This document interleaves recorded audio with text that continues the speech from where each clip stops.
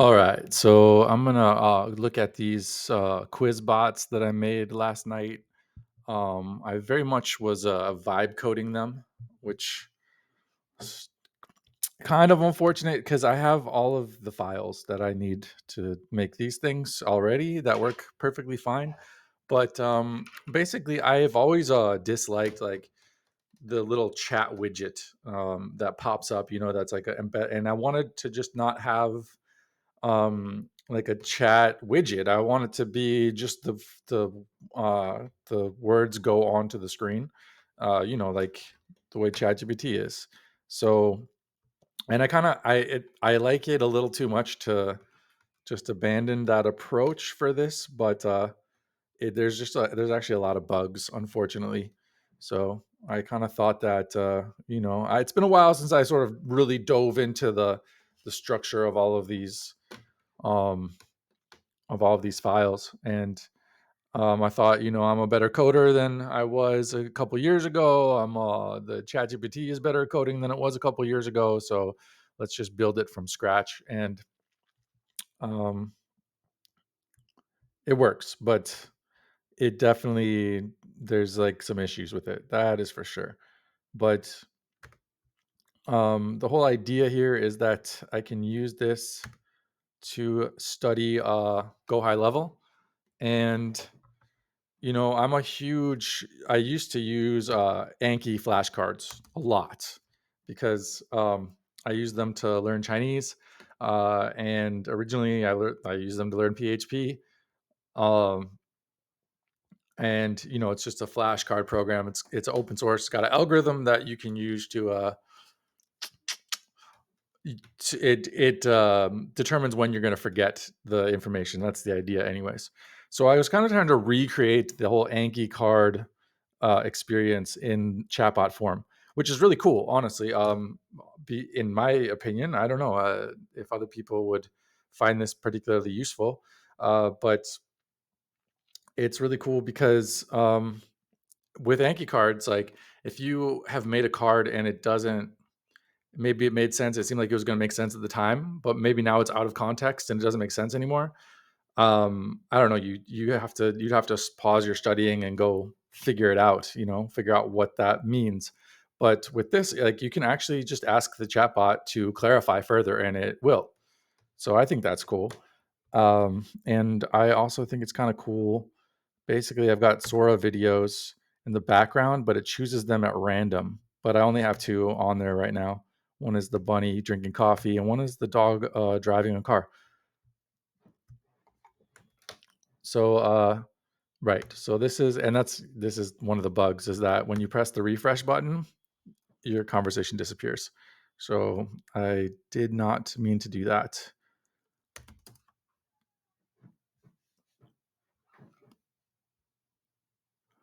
Huh? Is this working?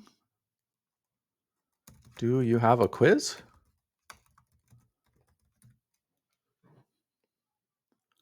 Okay. Yes, I would like to start the quiz.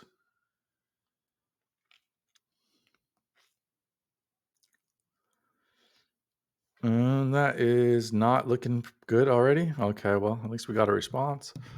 Could have been worse. Let's get started. Oh yeah, so this particular one, the terminology one, I didn't make the questions really. I relied on ChatGPT to make the questions, and so what it did is it add all of the questions. The correct answer is A.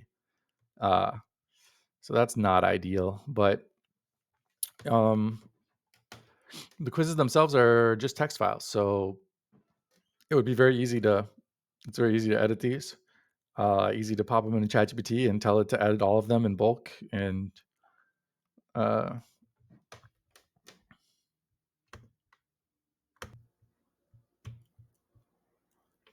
so, what is the difference between a prospect and opportunity and GoHighLevel? I didn't know this until earlier today. A prospect is somebody that you could potentially be a client, but an opportunity is somebody that has actually interacted with you in some way and demonstrated that they have more potential. So we'll give it. Let's just show what happens when you get a wrong answer. But I do kind of like that, ChatGPT made it multiple choice. which is not the way I had them set up. And the way I had it set up, you have to type in the answer. So a prospect is a potential customer who has shown interest but hasn't entered the sales process. Opportunity is a qualified. All right. Question 2. What is a pipeline? A pipeline is a visual representation of your sales stages.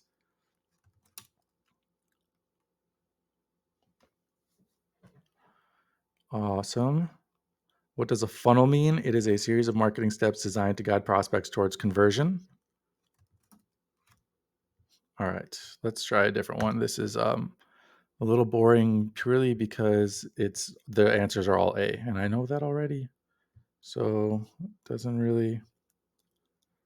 Let's see here. The close ones are great, and the way I made these close questions is by taking the ones that I got wrong on my first attempt at these quizzes, taking the ones I got wrong, and then turning them into a close. And if you don't know, close is just, it means that it's a sentence with one word blanked out, and then you have to fill in the blank.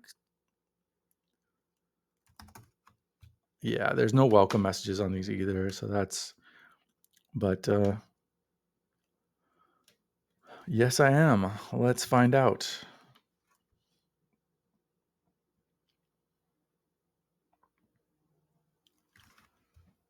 A blank is a potential customer who has shown interest but hasn't entered the sales process. Well, and is a qualified lead further along toward a sale. So a prospect and then opportunity. Whoops.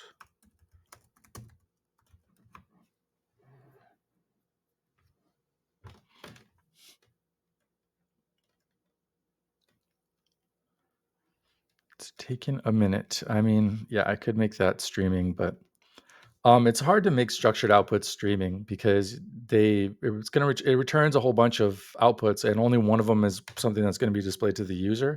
So it ends up being like the difference between streaming and not streaming is so irrelevant. But I don't know. It might be. Obviously, streaming responses look cool. A prospect. Here's question 2. A pipeline. We just did the other one, so obviously these answers are pretty easy right now. A blank is a series of marketing steps. That would be a funnel. And this is, by the way I used Anki, and I think that this is why people don't use it very well. It's because I just answer things quick. So you could just just cruise through a whole bunch of cards real fast.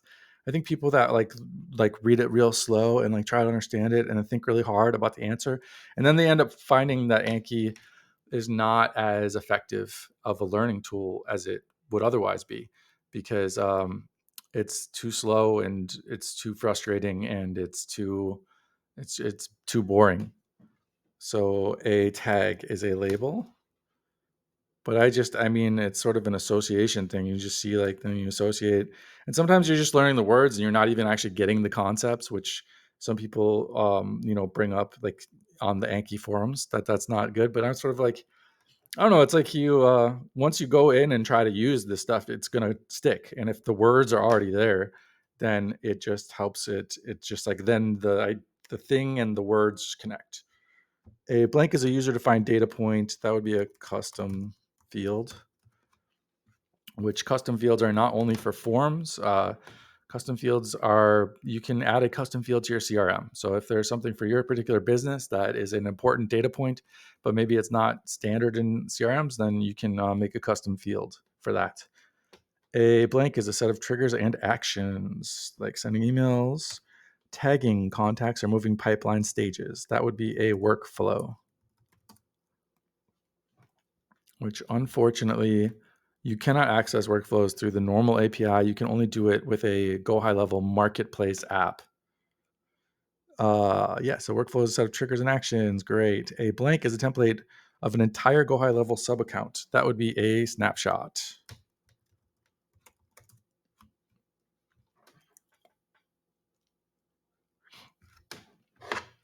And I know people, there's sort of this whole build, learn by building mentality, which I agree with, but I built this. So, you know, but I don't know. I mean, like, go high level, like, you're not, yeah, okay, you're building stuff, but like, you're not really the one building it. You're using the tools that are already made for you. So in a case where you're using a tool that's already like set up for you, um, I just think it's better to just get a overall understanding of the documentation first, and then go use it. That's way more effective than just diving in and trying to use it and then running into a problem and trying to fix the problem when you run into the problem. Especially like with Go High Level, they have like different terminology for almost everything. Then every little thing has a different, that it's outside of, it's called a prompt, but here it's called an intent. And um, what's like the difference between a prospect and opportunity, stuff like that. Maybe your sales organization or marketing organization wouldn't have used those terms like that. So it's really a lot of just a matter of learning the terminology. And you wouldn't want to just be back in the, in the back end of Go High Level messing around and being stumped on something that is just where you didn't know the terminology that Go High Level is using for that thing. All right. A blank is an external integration registered in GHL's marketplace. That would be a marketplace app, which there is a lot of really cool things that you can do with the Go High Level API. But first, you need to register a marketplace app. Um, a blank or location is individual, a sub account.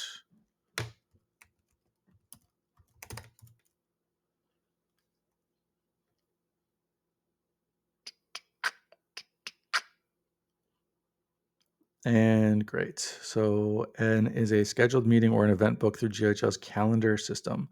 That would be an appointment.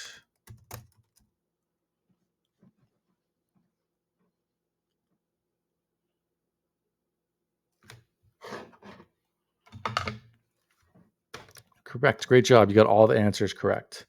Now, if I had got any answers wrong, I could just ask it like, "Hey, could you show me which answers I got wrong?" And it will. And if I were to want a clarification on something, I could ask it for clarification on something, and it will give me the information. It doesn't just stick purely to the questions that I've provided it to ask. Um, I mean, it does a good job of sticking to them, but when you specifically ask it not to, it will go into something else. All right, let's just real fast do. Should we do the API? I don't know. The API is kind of like, it's very code. If you're not a coder, then the API is not going to be an interesting one to you at all.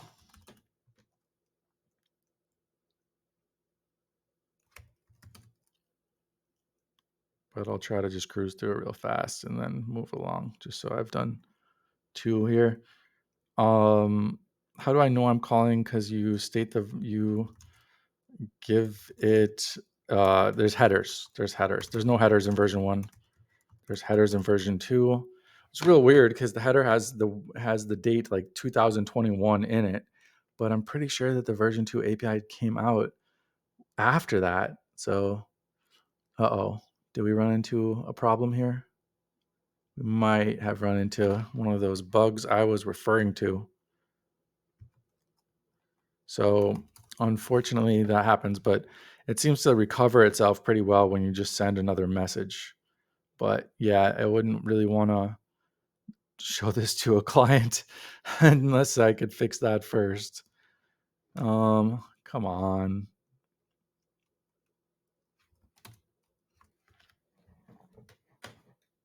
Hmm.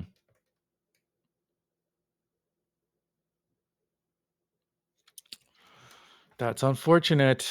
That is unfortunate. I think, I think it probably has to do with the session. The session is, I probably have it saving, like, where if you switch from one to another, it's going to overwrite data in some way. That's going to cause a, let's go.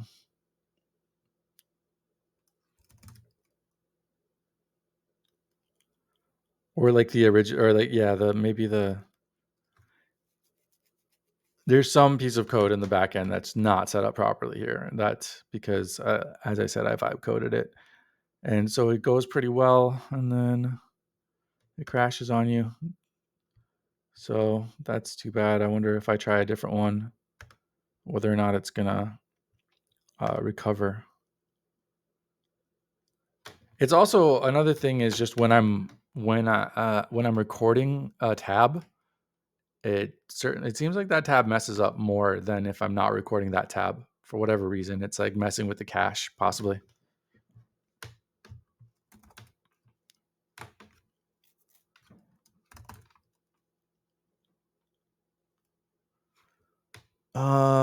Yeah, this is like a badly worded question. Onboarding, because it's like it gives you these examples, but then the real answer is a bunch of other. That's a good guess. New lead nurture, abandoned cart, and win back. Those are all workflows that we can connect to the chatbot in addition. Yeah. To onboarding. What condition statements, trigger phrases will map reliably to these workflows? Oh, I do not know. I don't know. Don't know. Tell me. I'm ready to sign up for the sales workflow. Need pricing for pricing. Schedule demo for demo booking. See, and this is like the in the last video I made, I was talking about how it's using these like trigger words more so than natural language understanding. I still haven't set up a GoHighLevel chatbot and tested it out, so we'll see the extent to which that's the case. But this question certainly makes me think that it's not just, I don't know, it's too bad because that's just outdated. It's just an outdated method. But um maybe it's not as bad as it made this question makes it seem. How do we avoid double firing when a workflow already uses its own trigger? How do we avoid double firing? I think it's going to say like we pause the chatbot. um we pause the chatbot while the workflow is going.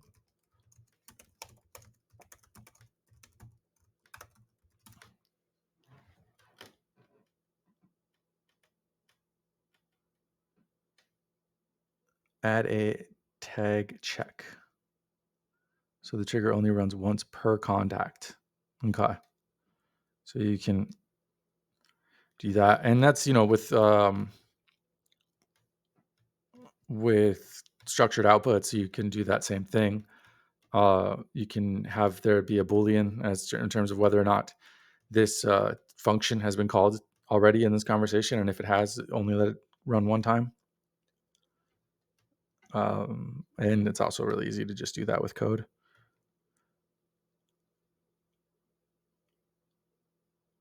Should workflows update contact fields that the bot later references? Yeah, that seems like a no-brainer.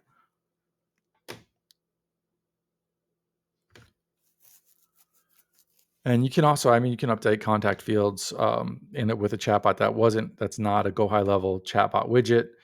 You just have to connect it to the API, which is what the last one was about. But unfortunately, that one crashed on me.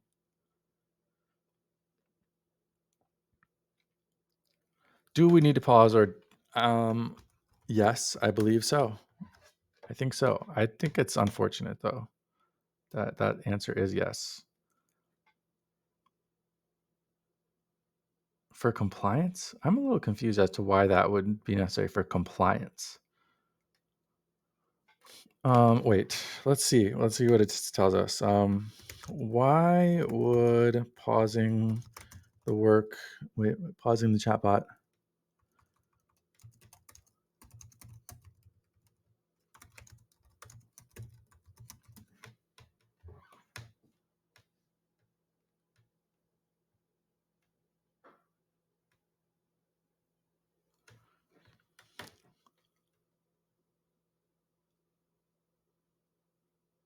Okay.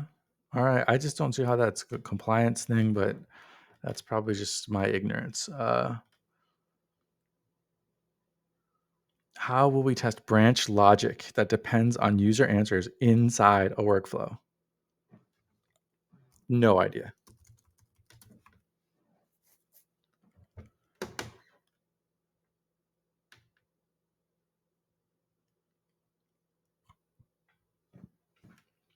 Let's go. Oh, is it crashing on me? Oh my God. All right.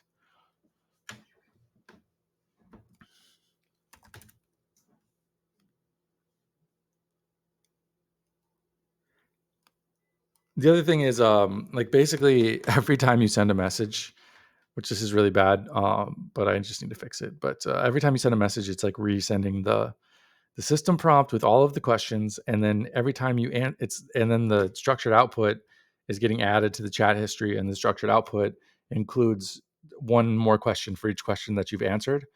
So the longer you use it, the more likely it is that the API call just times out. So, but that is not a difficult problem to fix. Just have to sort of, well, the easiest way to fix it is just to make it so that there's no timeout. Uh, but you still don't want, obviously, you don't want users waiting a really long time for responses. That's not good. So, it's better to just look at, towards the end of the conversation, like what all is being sent for each API call and sent back. And is it all really necessary? Like, we could probably skip sending questions 1 through 6 right now. We could remove those from the API call.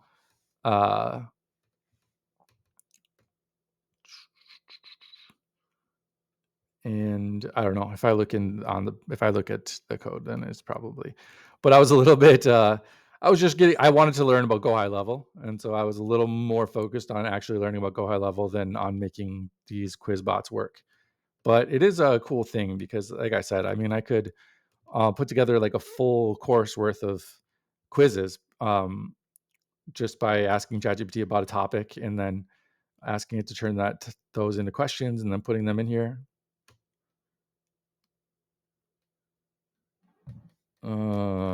Continue.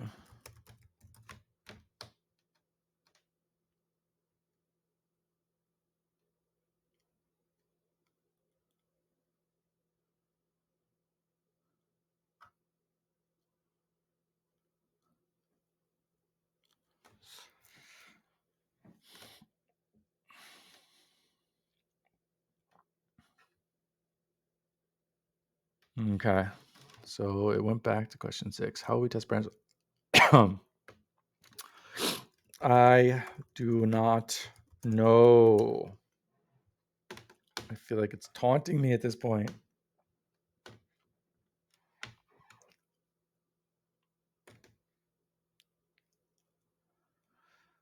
Check logs to confirm branches execute.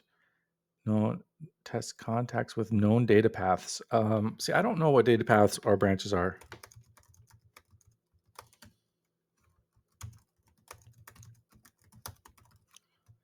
So I should really take the answer here and I should take the answer here and add it to the terminology quiz.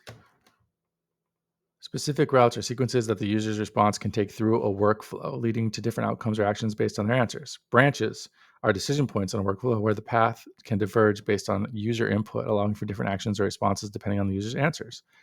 I'm going to need an example.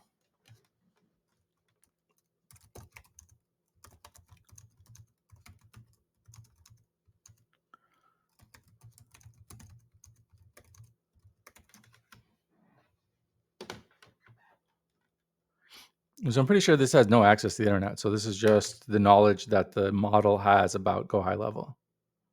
Example of a branch could be a decision point where a user is asked, are you interested in product A or product B? If they choose product A, the data path would lead to a series of questions and actions related to product A. If they choose product B, the data path would lead to a different set of questions and actions related to product B. Yeah, okay. I guess that makes perfect sense. How do you set up a path, though? How do you set up a branch in?